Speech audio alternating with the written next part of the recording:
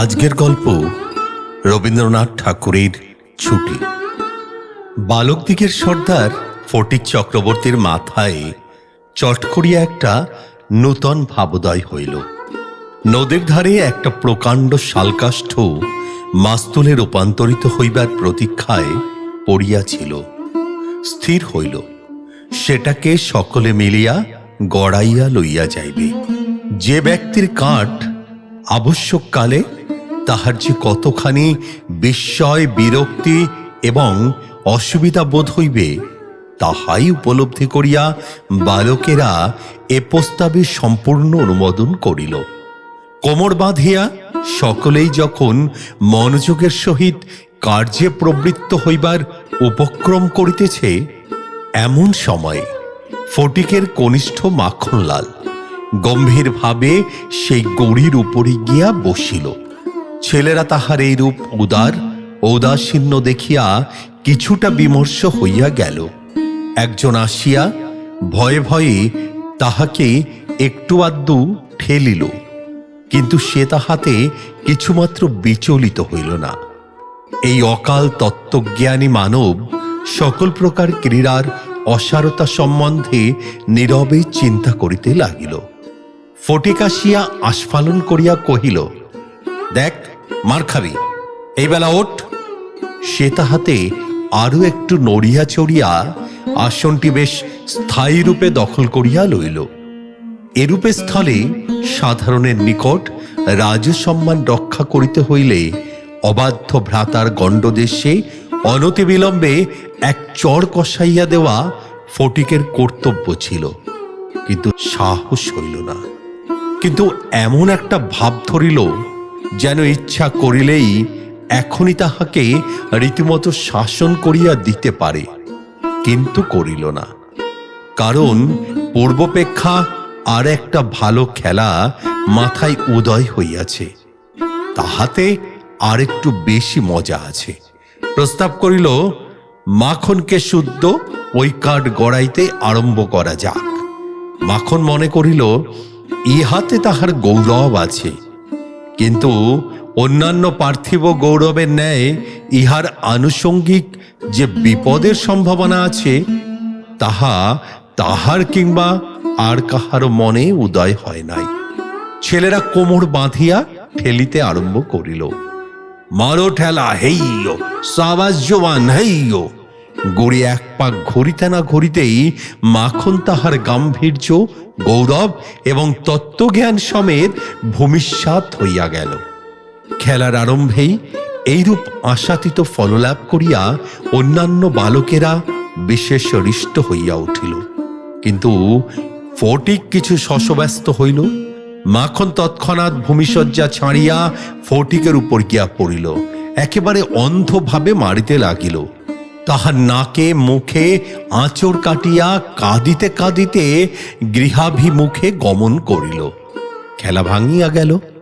ফটিক গোটা কত কাঁস উৎপাটন করিয়া লইয়া একটা অর্ধনিমগ্ন নৌকার গোলইর উপরে চড়িয়া বসিয়া চুপচাপ করিয়া কাঁসের গোড়া চিবাইতে লাগিল। এমন সময় একটা বিদেশি নৌকা ঘাটে আসিয়া লাগিল। একটি অর্ধবয়সী ভদ্রলোক কাঁচা গোপ এবং পাকা চুল লইয়া বাহির হইয়া আসিলেন। বালককে জিজ্ঞাসা করিলেন, চক্রবর্তীদের বাড়ি কোথায়? বালক ডাঁটা চিবাইতে চিবাইতে কহিল, ওই হথা। কিন্তু কোন দিকে যে নির্দেশ করিল কাহারও বুঝিবার সাধ্য রহিল না। ভদ্রলোকটি আবার জিজ্ঞাসা করিলেন, কোথা? সে বলিল, জানি নে। বলিয়া পূর্ববৎ তৃণমূল হইতে রসগ্রহণে প্রবৃত্ত হইল। বাবুটি তখন অন্য লোকের সাহায্য অবলম্বন করিয়া চক্রবর্তীদের গৃহের সন্ধানে চলিলেন। অবিলম্বে বাঘাবাগ দিয়ে আসিয়া কহিল, ফটিক দাদা, মা ডাকছে। ফটিক কহিল, যাব না। বাঘা তাহাকে বলপূর্বক আড়খোলা করিয়া তুলিয়া লইয়া গেল। ফটিক নিষ্ফল আক্রোশে হাত পা ছুঁড়িতে লাগিল। ফটিককে দেখা মাত্র তাহার মা অগ্নিমূর্তি হইয়া কহিলেন, আবার তুই মাখনকে মেরেছিস? ফটিক কহিল, না, মারিনি। ফের মিথ্যা কথা বলছিস? কখনো মারিনি, মাখনকে জিজ্ঞাসা করো। মাখনকে প্রশ্ন করাতে মাখন আপনার পূর্ব নালিশের সমর্থন করিয়া বলিল, হ্যাঁ মেরেছে। তখন আর ফটিকের সহ্য হইল না, দ্রুত গিয়া মাখনকে এক সশব্দ চড় কষাইয়া দিয়া কহিল, ফের মিথ্যা কথা। মা মাখনের পক্ষ লইয়া ফটিককে সবেকে নাড়া দিয়া তাহার পৃষ্ঠে 2-3টা প্রবল চপেটাঘাত করিলেন। ফটিক মাকে ঠেলিয়া দিল। মা চিৎকার করিয়া কহিলেন, তুই আমার গায়ে হাত তুলিস? এমন সময়ে সেই কাঁচা পাকা বাবুটি ঘরে ঢুকিয়া বলিলেন, কি হচ্ছে তোমাদের? ফটিকের মা বিস্ময়ে আনন্দে অভিভূত হইয়া কহিলেন, ও মা, এ যে দাদা, তুমি কবে এলে? বলিয়া গড় করিয়া প্রণাম করিলেন। বহুদিন হইল দাদা পশ্চিমে কাজ করিতে গিয়াছিলেন। ইতিমধ্যে ফটিকের মার 2 সন্তান হইয়াছে, তাহারাও অনেকটা বাড়িয়া উঠিয়াছে। তাহার স্বামীর মৃত্যু হইয়াছে, কিন্তু একবারও দাদার সাক্ষাৎ পায় নাই। আজ বহুকাল পরে দেশে ফিরিয়া আসিয়া বিশ্বম্বর বাবু তাহার ভগিনীকে দেখিতে আসিয়াছেন। কিছুদিন খুব সমারোহে গেল। অবশেষে বিদায় লইবার 2-1 দিন পূর্বে বিশ্বম্বর বাবু তাহার ভগিনীকে ছেলেদের পড়াশোনা এবং মানসিক উন্নতি সম্বন্ধে প্রশ্ন করিলেন। উত্তরে ফটিকের অবাধ্য শৃঙ্খলতা, পাঠে অমনোযোগ এবং মাখনের সুশান্ত সুশীলতা ও বিদ্যা অনুরাগের বিবরণ শুনিলেন। তাহার ভগিনী কহিলেন, ফটিক আমার হার চালাতন করিয়াছে। শুনিয়া বিশ্বম্বরবাবু প্রস্তাব করিলেন, তিনি ফটিককে কলিকাতায় লইয়া গিয়া নিজের কাছে রাখিয়া শিক্ষা দিবেন। বিধবা এ প্রস্তাবে সহজেই সম্মত হইলেন। ফটিককে জিজ্ঞাসা করলেন, কেমন রে ফটিক, মামার সঙ্গে কলকাতায় যাবি? ফটিক লাফাইয়া উঠিল, বলিল, যাব। যদিও ফটিককে বিদায় করিতে তাহার মায়ের আপত্তি ছিল না, কারণ তাহার মনে সর্বদাই আশঙ্কা ছিল কোনোদিন সে মাখনকে জলে ফেলিয়া দেয় কি মাথায় ফাটায় কি একটা দুর্ঘটনা ঘটায়। তথাপি ফটিকের বিদায় গ্রহণের জন্য এত দৃশ্য আগ্রহ দেখিয়া তিনি ঈষৎ ক্ষুণ্ণ হইলেন। কবে যাবে, কখন যাবে করিয়া ফটিক তাহার মামাকে অস্থির করিয়া তুলিল। উৎসাহে তাহার রাত্রে নিদ্রা হয় নাই। অবশেষে যাত্রাকালে আনন্দের ঔদার্য বশত তাহার ছিপ, ঘুড়ি, নাটাই সমস্ত মাখনকে পুত্রাদিক্রমে ভোগ দখল করিবার পুরা অধিকার দিয়া গেল। কলিকাতায় মামার বাড়ি পৌঁছিয়া প্রথমত মামির সঙ্গে আলাপ হইল। মামি এই অনাবশ্যক পরিবার বৃদ্ধিতে মনে মনে যে বিশেষ সন্তুষ্ট হইয়াছিলেন তাহা বলিতে পারি না। তাহার নিজের 3টি ছেলে লইয়া তিনি নিজের নিয়মে ঘরকন্যা পাতিয়া বসিয়া আছেন। ইহার মধ্যে সহসা একটি 13 বৎসরের অপরিচিত অশিক্ষিত পাড়া গেয়ে ছেলে ছাড়িয়া দিলে কিরূপ একটা বিপ্লবের সম্ভাবনা উপস্থিত হয়। বিশ্বম্বরের এত বয়স হইল, তবুও কিছুমাত্র যদি কাণ্ডজ্ঞান আছে, বিশেষত 13-14 বৎসরের ছেলের মতন পৃথিবীতে এমন বালাই আর নাই। শোভাও নাই, কোনো কাজেও লাগে না, স্নেহ ও উদ্রেক হয় না, আবার সঙ্গসুখ বিশেষ প্রার্থনীয় নহে। তাহার মুখে আধো আধো কথাও ন্যাকামি, আর পাকা কথাও জ্যাঠামি, এবং কথা মাত্রই প্রগলভতা। হঠাৎ কাপড় চোপড়ের পরিমাণ রক্ষা না করিয়া বেমানান রূপে বাড়িয়া ওঠে। লোকে সেটা তাহার একটা কুশ্রী স্পর্ধা স্বরূপ জ্ঞান করে। তাহার শৈশবের লালিত্য এবং কণ্ঠস্বরের মিষ্টতা সহসা চলিয়া যায়। লোকে সেজন্য তাহাকে মনে মনে অপরাধ না দিয়া থাকিতে পারি না। শৈশব এবং যৌবনের অনেক দোষ মাফ করা যায়, কিন্তু এ সময়ের কোনো স্বাভাবিক অনিবার্য ত্রুটিও যেন অসহ্য বোধ হয়। সেও সর্বদা মনে মনে বুঝিতে পারে পৃথিবীর কোথাও সে ঠিক খাপ খাওয়াইতেছে না। এজন্য আপনার অস্তিত্ব সম্বন্ধে সর্বদা লজ্জিত ও ক্ষমাপ্রার্থী হইয়া থাকে। অথচ এই বয়সেই স্নেহের জন্য কিঞ্চিত অতিরিক্ত কাতরতা মনে মনে জন্মায়। এ সময় যদি সে কোনো সহৃদয় ব্যক্তির নিকট হইতে স্নেহ কিংবা সখ্য লাভ করিতে পারে, তবে তাহার নিকট আত্মবিকৃত হইয়া থাকে, কিন্তু তাহাকে স্নেহ করিতে কেহ সাহস করে না, কারণ সেটা সাধারণের প্রশ্রয় বলিয়া মনে করে। সুতরাং তাহার চেহারা এবং ভাবখানা অনেকটা প্রভুহীন পথের কুকুরের মতন হইয়া যায়।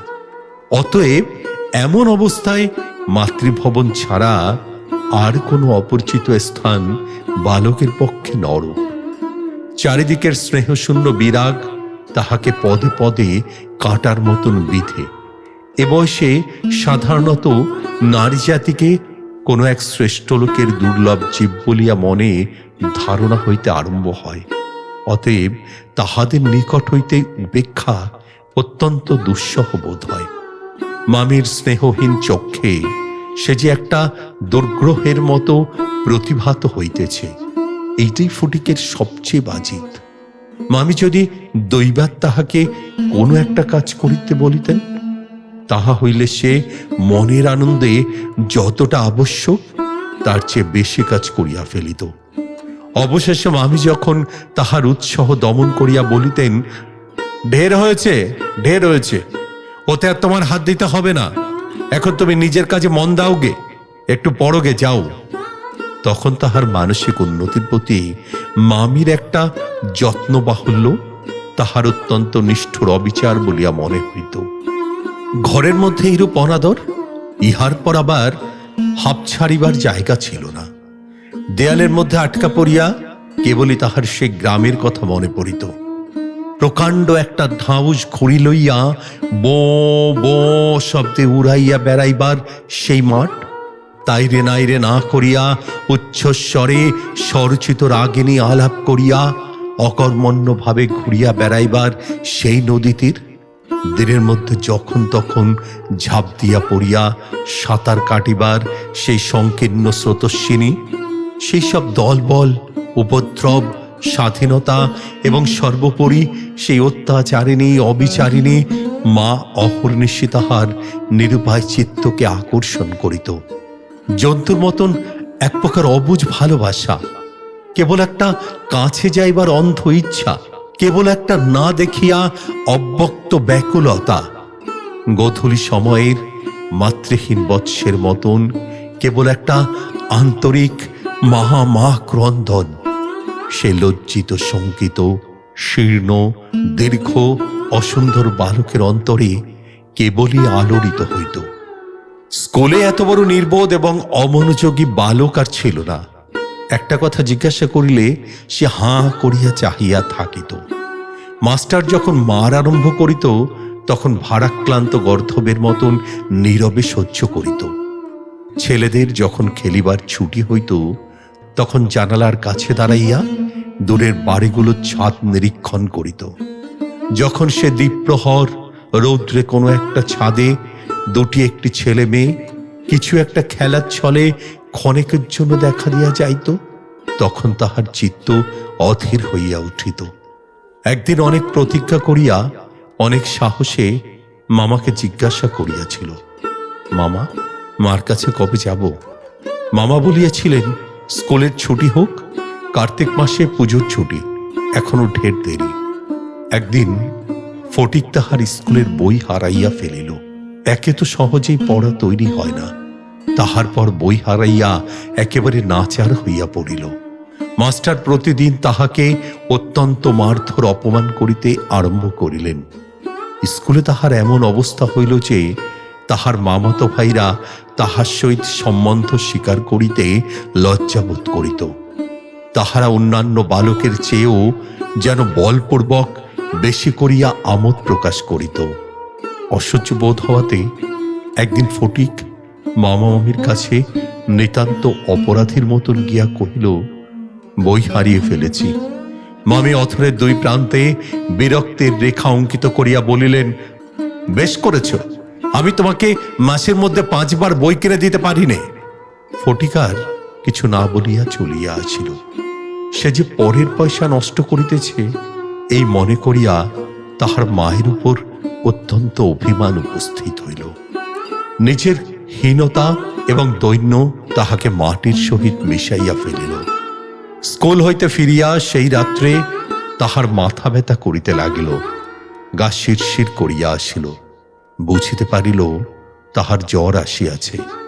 বুঝিতে পারিল ব্যামো বাঁধাইলে তাহার মামির প্রতি অত্যন্ত অনর্থক উপদ্রব করা হইবে। মামি এই ব্যামোটাকে যে কেরূপ একটা অকারণ অনাবশ্যক জ্বালাতনের স্বরূপ দেখিবে, তাহা সে স্পষ্ট উপলব্ধি করিতে পারিল। রোগের সময় এই অকর্মণ্য অদ্ভুত নির্বোধ বালক পৃথিবীতে নিজের মা ছাড়া আর কাহারও কাছে সেবা পাইতে পারে এরূপ প্রত্যাশা করিতে তাহার লজ্জা বোধ হইতে লাগিল। পরদিন প্রাতঃকালে ফটিককে আর দেখা গেল না। চতুর্দিকে প্রতিবেশীদের ঘরে খোঁজ করিয়া তাহার কোনো সন্ধান পাওয়া গেল না। সেদিনে আবার রাত্রি হইতে মুষলধারে শ্রাবণের বৃষ্টি পড়িতেছে, সুতরাং তাহার খোঁজ করিতে লোকজনকে অনর্থক অনেক ভিজিত হইল। অবশেষে কোথাও না পাইয়া বিশ্বম্ভর বাবু পুলিশে খবর দিলেন। সমস্ত দিনের পর সন্ধ্যার সময় একটা গাড়ি আসিয়া বিশ্বম্ভর বাবুর বাড়ির সম্মুখে দাঁড়াইল। তখন ঝুপঝুপ করিয়া অবিশ্রাম বৃষ্টি পড়িতেছে। রাস্তায় এক হাঁটু জল দাঁড়াইয়া গিয়াছে। দুইজন পুলিশের লোক গাড়ি হইতে ফটিককে ধরাধরি করিয়া নামাইয়া বিশ্বম্ভর বাবুর নিকট উপস্থিত করিল। তাহার আপাদমস্তক ভিজা, সর্বাঙ্গে কাদা, মুখ চক্ষু লোহিত বর্ণ, থরথর করিয়া কাঁপিতেছে। বিশ্বম্ভর বাবু প্রায় কোলে করিয়া তাহাকে অন্তঃপুরে লইয়া গেলেন।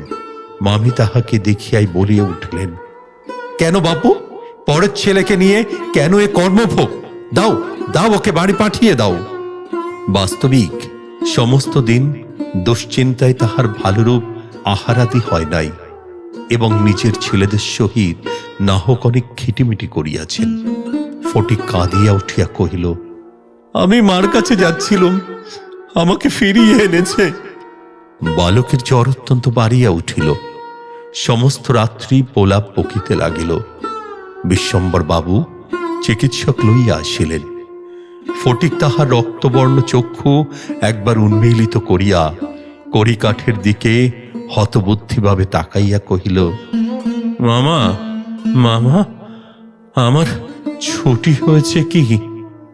বিশ্বম্ভর বাবু রুমালে চোখ মুছিয়া সস্নেহে ফটিকের শীর্ণ তপ্ত হাতখানি হাতের উপর তুলিয়া লইয়া তাহার কাছে আসিয়া বসিলেন।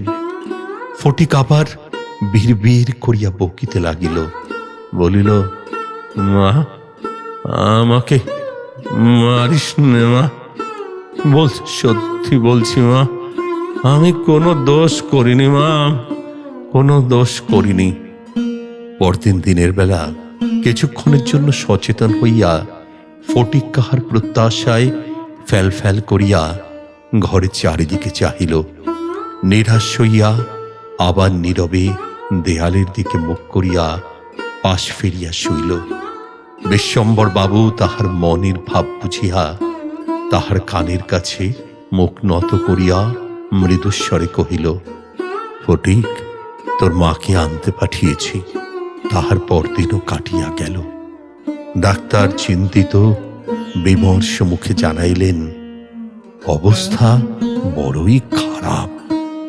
বিশ্বম্ভর বাবু স্তিমিত প্রদীপে রোগশয্যায় বসিয়া প্রতি মুহূর্তেই ফটিকের মাতার জন্য প্রতীক্ষা করিতে লাগিলেন। ফটিক খালাসিদের মতন সুর করিয়া বলিতে লাগিল, এক বাও মেলে না, দো বাও মেলে না, এক বাও মেলে না। কলিকাতায় আসিবার সময় কতকটা রাস্তা স্টিমারে আসিতে হইয়াছিল। খালাসিরা কাছে ফেলিয়া সুর করিয়া জল মাপিত। ফটিক প্রলাপে তাহাদেরই অনুকরণে করুণ স্বরে জল মাপিতেছে এবং অকুল সমুদ্রেই যাত্রা করিতেছে। বালক রশি ফেলিয়া কোথাও তাহার তল পাইতেছে না। এমন সময় ফটিকের মাতা ঝড়ের মতন ঘরে প্রবেশ করিয়াই উচ্চ কলরবে শোক করিতে লাগলেন। বিশ্বম্বর বহু কষ্টে তাহার শোকোচ্ছ্বাস নিবৃত করিল। তিনি শয্যার উপর আছাড় খাইয়া পড়িয়া উচ্চস্বরে ডাকিলেন, ফটিক, সোনা মানিক আমার। ফটিক যেন অতি সহজেই তাহার উত্তর দিয়া কহিল, মা আবার ডাকিলেন, ওরে ফটিক, বাপ ধন রে। ফটিক আস্তে আস্তে পাশ ফিরিয়া কাহাকেও লক্ষ্য না করিয়া মৃদুস্বরে কহিল, মা, আমার ছুটি হয়েছে মা, এখন আমি বাড়ি যাচ্ছি মা, বাড়ি যাচ্ছি।